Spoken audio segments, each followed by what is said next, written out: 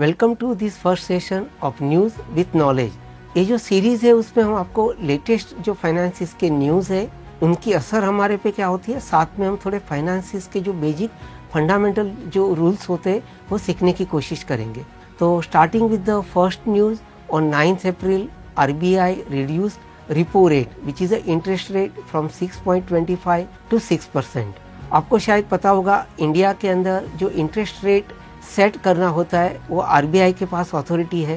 And this time specifically RBI की जो monetary policy meetings होती है उनमें जो इंटरेस्ट रेट के लिए डिस्कशन किया, तो डिस्कशन करने के लिए और इंटरेस्ट रेट कितना होना चाहिए, सो व्हाट दे कंसीडर्ड, जो अभी जो हमारा इन्फ्लेशन है इंडिया में वो कम हो रहा है एंड पूरा जो ग्लोबल एनवायरनमेंट है कम्प्लीटली अनसर्टन है, चैलेंजिंग है। US ने बहुत सारी कंट्रीज़ पे टैरिफ डाला है, हमारा GDP प्रोजेक्शंस जो है वो लोअर हो रहा है। तो ये सब चीज़ों को ध्यान में रखते हुए RBI ने डिसाइड किया कि अभी हमारा इंटरेस्ट रेट जो है वो फ्रॉम 6.25% से 6% होना चाहिए, सो 0.25% से कम किया।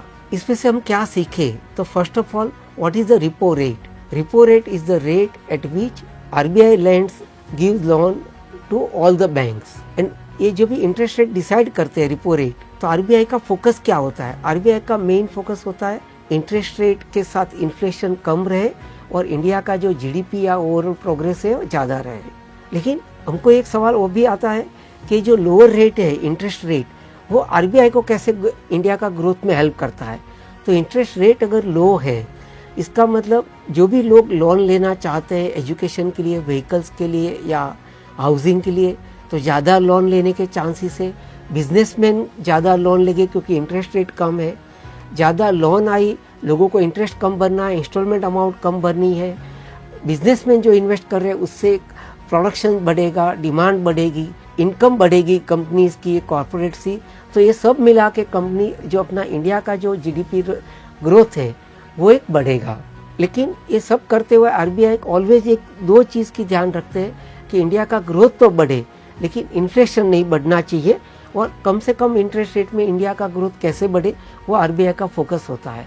Very ideal scenario, other scenario RBI के लिए क्या हो सकता है, lower interest rate, lower inflation and higher GDP।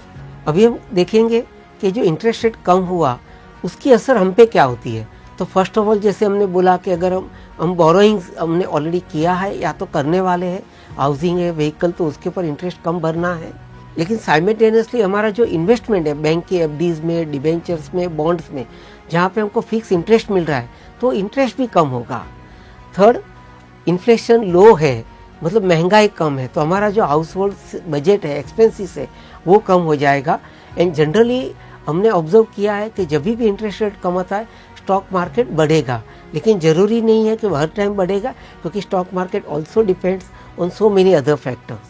अगर इसको हम सम अप करें सेशन को, तो लोअर इंटरेस्ट रेट डेफिनेटली सब लोगों के लिए अच्छा है, ओवरऑल इकोनॉमी के लिए अच्छा है। हम लास्ट पूरा 20 साल का अगर चार्ट देखें तो 20 साल में आप देखेंगे 2009 से इंटरेस्ट रेट कम हुआ है, इन्फ्लेशन कम हुआ है। 2009 में इंटरेस्ट रेट था ओनली 4.75%, लेकिन तभी अचानक इन्फ्लेशन हो गया 12%। तो RBI ने क्या किया, धीरे धीरे 4.75 से इंटरेस्ट रेट को धीरे धीरे 1 या 2 साल में बढ़ा के 8.5% कर दिया, तभी इन्फ्लेशन हमारा कम हुआ। उसके बाद आप देखेंगे तो जनरली हमारा अभी इन्फ्लेशन एंड इंटरेस्ट रेट धीरे धीरे कम हो रहा है। एक चीज़ हमको इसमें से ये भी याद रखनी है, जो सीनियर सिटीजन है जिनका सोर्स ऑफ इनकम खाली इंटरेस्ट इनकम है, उनको एक चीज़ याद रखनी चाहिए कि इंटरेस्ट रेट धीरे धीरे कम हो रहा है तो उसकी इंटरेस्ट इनकम भी कम होगी। अभी एक सवाल आप सबके लिए, what is the reverse repo rate, और आज की तारीख में वो रेट क्या है। आपका आंसर है, आप जो भी है प्लीज़ कमेंट बॉक्स में डालिए। आशा रखते हैं कि this session was useful to you in understanding the basic of finance, the interest and the correlation between the interest, inflation and the GDP growth. आपको और कुछ ऐसे टॉपिक समझना है तो प्लीज़ हमें लिखिए। Thank you very much.